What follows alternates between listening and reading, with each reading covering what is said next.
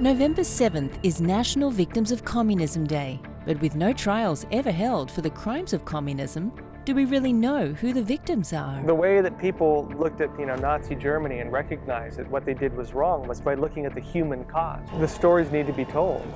I am touching a piece of the Berlin Wall. Does it say communism anywhere on here? No. Right. You could very easily assume this was like Nazi Germany. They don't say that it was the communist regime in East Germany that would kill them if they passed this wall. Is history being taught to people? You're starting to ask me the questions here, Josh. This is interesting. Well, I'm curious. If the communists were chasing your family out of Russia, what happened? I was arrested in China and thrown into a prison. They never told you this was communism and this is what communism is.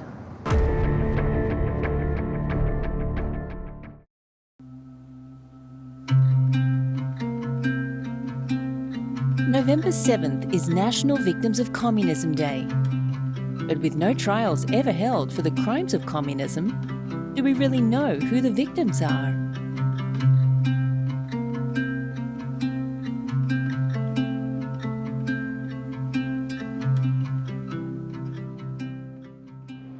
This is like serious paint. These guys knew what they were doing. There's another piece in Manhattan as well. I wonder how many other pieces there are around the world. My goodness me. I am touching the Berlin Wall, a piece of the Berlin Wall from Germany. Such a narrow line between freedom on one side and socialism, communism on the other side. Oh my goodness, you're right. This is a thin line between freedom and slavery. It's a strong line, but it's a thin line. I've always seen the Berlin Wall as a symbol of communism.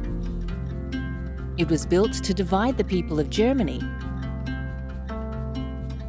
Those who were forced to live under Soviet communism terror on the east side, and those who lived free on the west.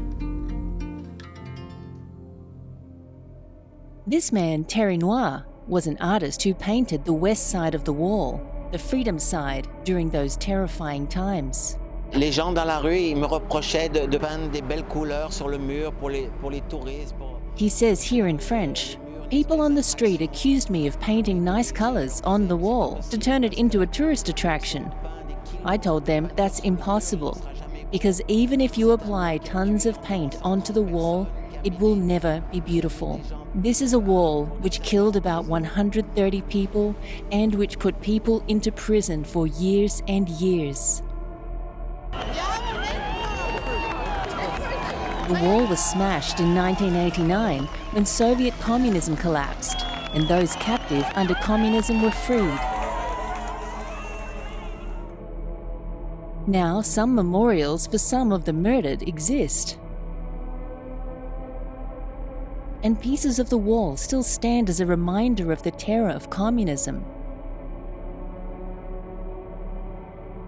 But have we forgotten?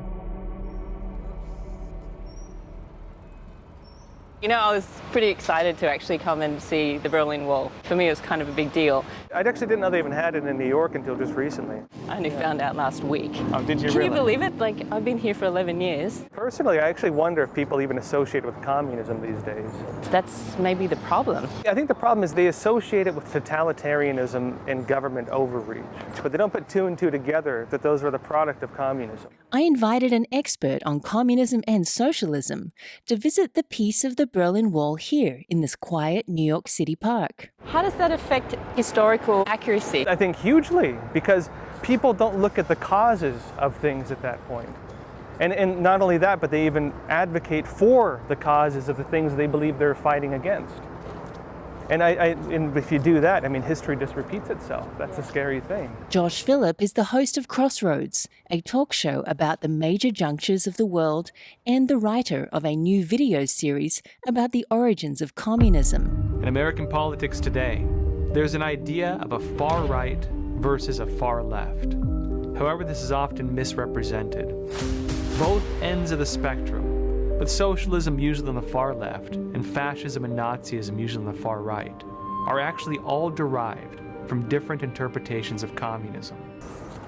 I think the placement of this in the Berlin Wall, to me, says a lot about what people think about its history. And How so? Well, this is it. It looks like an unfinished part of this wall, actually, you know, if you didn't know any better. I would have walked past this and not known. I actually, no, I could easily think this is just a piece of like modern art, actually.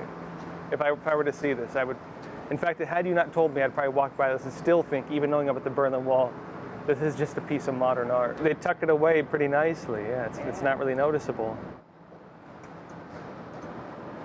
They have a tiny sign. They have a tiny sign.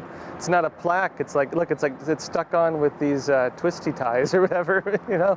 Look, there's no year on this. They have 15th anniversary, 2004. You could do the math for it. It has no context. You could very easily assume this was like Nazi Germany if you didn't know. Does it say communism anywhere on here? No. You're right. Look at this. They were not exposed to the west outer wall, but part of the inner wall that was designed to prevent East Germans from entering the heavily guarded death strip between the inner and outer wall. They don't say that it was the communist regime in East Germany that would kill them if they passed this wall. This could be so misleading if you didn't know the history of it. You know, in a way, I feel a bit offended. Yeah, I know. I feel offended. I mean, good they have it here at least. But the thing is, those who know the story would know it, and those who do not know the story would continue to not knowing it, is basically what this would do, unfortunately. And I think that does tie into the broader issue of, is history being taught to people in a real way at this point? This tells me no. But you know, in a funny way, the way this is done actually works as a teaching, I think, tool, because it shows you how the information is also played. That you can show people history, you can show them the wall, you can show them a piece of it. But if you omit the context of it, or even change the context in discussion, the entire meaning of the object changes, even though it's right in front of your face. As a victim of communism, I feel it doesn't do justice to the victims. You don't feel that it's justice? How so? Well, it doesn't say what happened to the victims. You know, we have so many museums that they will say, this is what happened to the victims, this is what the perpetrators did. Normally that is the normal practice when you're showing something that represents human rights abuses. Normally that's the case, right? Now, why do you think they don't do it here, though? Oh, maybe they're not showing it as human rights abuse. And they're not. And they're not, because that does not say that. So for the victims of communism, this is a very interesting piece. It kind of shows maybe where we're at in society about this whole notion of communism. The story of communism is interesting, as are the stories of most human rights abuses. Because yes, they're the stories of people who are persecuted, but they're also the stories of triumph over persecution. Oh, I love that. Those stories, I mean, you look at Viktor Frankl, for example, in his book about, being in a concentration camp. His story of triumph over that is powerful. Solzhenitsyn, the Gulag Archipelago and such. His story of triumph is what inspires people. And the idea that even if a government becomes communistic or outright communist, even if they control every part of your life, even if they put a gun to your head and say, don't cross this wall or we will kill you, the fact that people can live under that level of tyranny and still not have their spirits crushed, I think says a lot about people.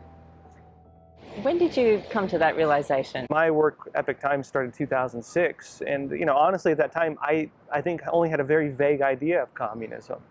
It was only through talking with people who escaped communism from other countries and really then seeing their stories and being like, wow, what else don't I know? That I went and started researching things myself and realized that, we're not being taught most of this in schools. We're not being told like this the context that would allow us to understand even the state of the world we're living in these days. And without that context, I think your entire vision of what's happening in the world and the entire vision of the systems at play behind the scenes that are leading to a lot of the problems we've seen over the last 100 years, all of that's lost. I've talked to people who've lived under light socialism in parts of Europe who've complained about the socialist policies and how interventionism tends to create more problems than it fixes. And that basically means the government is intervening in the natural order of things, intervening in the way that people interact with each other, the way people trade. And typically, when the government puts its foot into people's individual lives, you start seeing that the very act of doing so oftentimes interrupts things in a way that causes bigger problems.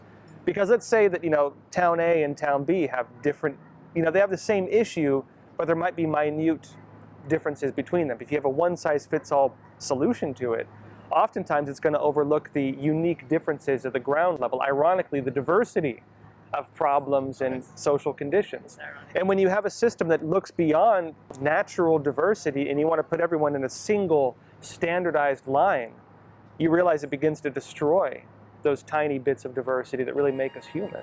Josh reminded me how our diversity as humans is precious, and how communist regimes have always used diversity to first divide societies and then flip and violently eliminate exactly that precious diversity.